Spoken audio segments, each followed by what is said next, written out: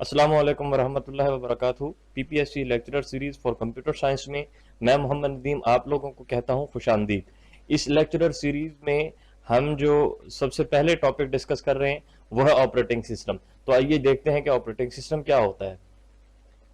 Operating system एक system software है जो कि एक इंटरमीडियरी के तौर पर काम करता है हार्डवेयर और यूजर के दरमियान में। ये हमसे हार्डवेयर की तमाम कम्प्लेक्सिटीज को हाइड कर लेता है और हमें एक बहुत ही कन्वीनियंट एनवायरनमेंट प्रोवाइड करता है ताकि हम हार्डवेयर को आसानी से इस्तेमाल कर सकें।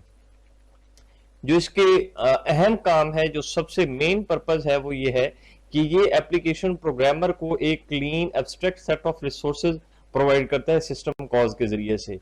ये इसका सबसे प्राइमरी गोल है। सबसे जो अहम ऑपरेटिंग सिस्टम यूजर्स होते हैं वो एप्लीकेशन प्रोग्रामर्स होते हैं। जो नॉर्मल यूजर्स होते हैं वो ऑपरेटिंग सिस्टम से ज्यादा जो हमारे सिस्टम के ऊपर इस्तेमाल होने वाले एप्लीकेशन प्रोग्राम्स हैं उनको इस्तेमाल करते हैं।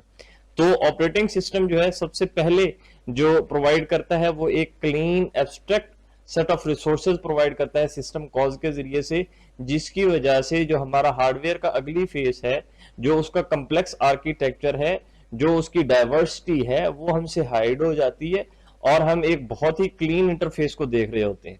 दूसरा, ये यूजर्स के लिए ग्राफिकल यूजर इंटरफेस प्रोवाइड करता है ताकि हमारे जो यूजर्स हैं वो कंप्यूटर प्रोग्राम्स को आसानी से इस्तेमाल कर सकें।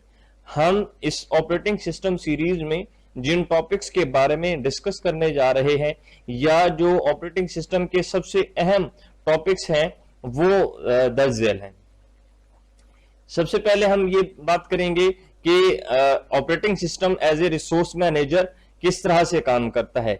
इसमें हम बात करेंगे कि ऑपरेटिंग सिस्टम किस तरह से हमें मल्टीटास्किंग और मल्टी प्रोग्रामिंग एनवायरनमेंट प्रोवाइड करता है।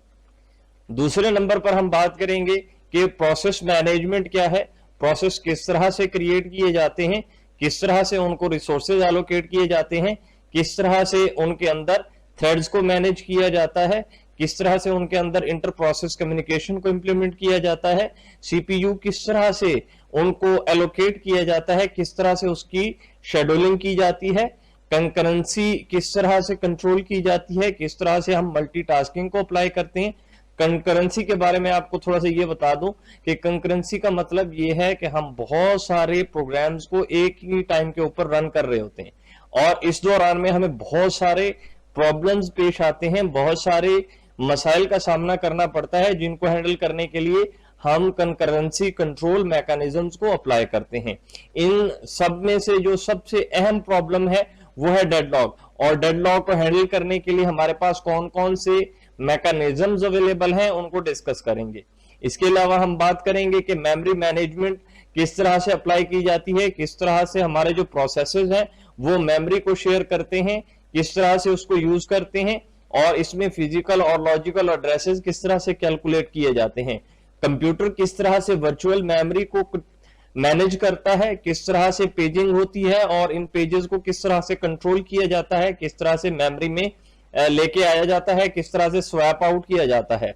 इसके अलावा हम बात करेंगे कि फाइल मैनेजमेंट क्या होती है, डिस्क के ऊपर फाइल्स किस तरह से क्रिएट किए जाते हैं, फाइल का स्ट्रक्चर क्या होता है, इसके अंदर मुख्तलिफ फील्ड्स कौन कौन सी होती हैं। हम बात करेंगे इसके अलावा डिस्क मैनेजमेंट की कि किस तरह से डिस्क को मैनेज किया जाता है, डिस्क एक्सेस किस तरह से की जाती है और डिस्क के ऊपर जो शेड्यूलिंग है वो किस तरह अप्लाई की जाती है। इसके अलावा हम थोड़ा बहुत बात करेंगे सिक्योरिटी और प्रोटेक्शन के हवाले से, एरर हैंडलिंग और लॉगिंग के हवाले से, बैकअप और रिकवरी के हवाले से। ये टॉपिक्स बहुत ज्यादा अहम नहीं है लेकिन फिर भी हमें इनके बारे में नो हाउ होना बहुत जरूरी है।